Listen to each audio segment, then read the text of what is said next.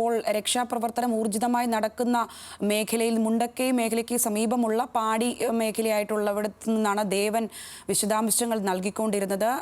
അവിടുത്തെ രക്ഷാപ്രവർത്തനമാണ് നമ്മൾ ഇപ്പോൾ സ്ക്രീനിൽ കാണുന്നതും. ഇപ്പോൾ സൂര്യ സുജിയുണ്ട്. സൂര്യ നിലമ്പൂർ മേഖലയിൽ നിന്നാണ് വിവരങ്ങൾ നൽകുന്നത്. സൂര്യ, പുതിയതായി ഒരു മൃതദേഹം കണ്ടെത്തിയെന്നാണ് നമുക്ക് ഏറ്റവും ഒടുവിലായി അറിയാൻ കഴിഞ്ഞത്.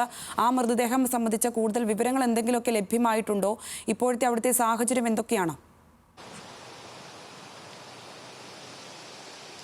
സംഗീത, നമ്മളിപ്പോൾ നിൽക്കുന്നത് ചാലിയാറിന്റെ തീരപ്രദേശങ്ങളിലാണ്. മഴ ഒരു അരമണിക്കൂർ മുൻപ് തന്നെ പെയ്യാൻ തുടങ്ങിയിട്ടുണ്ട്. അതുകൊണ്ട് തന്നെ അല്പസമയങ്ങൾക്കുള്ളിൽ ജലനിരപ്പ് ഉയരുമെന്ന് തന്നെയാണ് അധികൃതർ പറയുന്നത്. അതുകൊണ്ട് തന്നെ തിരച്ചിൽ അല്പം കൂടി വേഗത കൂട്ടാനുള്ള നടപടികൾ ഇവിടെ പുരോഗമിക്കുന്നുണ്ട്. നമുക്ക് ഈ ദൃശ്യങ്ങളൊന്ന് പാൻ ചെയ്ത് നോക്കിയാൽ കാണാം, ഈ തീരത്തിന്റെ മറുഭാഗത്തായ ആളുകൾ ഇപ്പോഴും ഈ മണ്ണിനടിയിലെല്ലാം തന്നെ വലിയ രീതിയിൽ തിരച്ചിൽ നടത്തുന്ന കാഴ്ചകളാണ് നമുക്ക് കാണാൻ സാധിക്കുന്നത്. അല്പസമയങ്ങൾക്ക് മുൻപ്, അതായത് ഒരു അരമണിക്കൂർ മുൻപാണ് 7 മണി മുതൽ ആരംഭിച്ച തിരച്ചിലിൽ ഒരു മൃതദേഹം കണ്ടെത്താനായത്. അതായത് ഈ ചാലിയാറിന്റെ തീരപ്രദേശമായ കൈപ്പിനി കടവിലാണ് ഒരു മൃതദേഹം കണ്ടെത്താൻ സാധിച്ചത്. ആ മൃതദേഹം ഇപ്പോൾ ചാക്കിൽ കെട്ടി ഇപ്പോൾ തീരത്തോട് അടുപ്പിക്കുന്നതേയുള്ളൂ. അതുകൊണ്ട് തന്നെ ഇത് ആശുപത്രിയിൽ എത്തിക്കഴിഞ്ഞാൽ മാത്രമേ ഇതിന്റെ പൂർണ്ണ വിവരങ്ങൾ നമുക്ക് ലഭ്യമാവുകയുള്ളൂ. ഇപ്പോൾ നമുക്ക് പറയാൻ പറ്റുന്നത് ഈ ഇത്രയും ഒരു മണിക്കൂറായുള്ള തിരച്ചിലിൽ ഒരു മൃതദേഹം മാത്രമാണ് ലഭിച്ചത്. ഇപ്പോൾ 4 ഡ്രോണുകൾ ഇവിടെ എത്തിച്ചിട്ടുണ്ട്. ഈ ഡ്രോണുകൾ ഉപയോഗിച്ച് ഇപ്പോൾ പരിശോധന നടത്തും. കൂടുതലായി ഈ വനം കേന്ദ്രീകരിച്ചുള്ള പരിശോധനയ്ക്കാണ് ഇപ്പോൾ ഡ്രോണുകൾ ഇവിടെ എത്തിച്ചിട്ടുള്ളത്.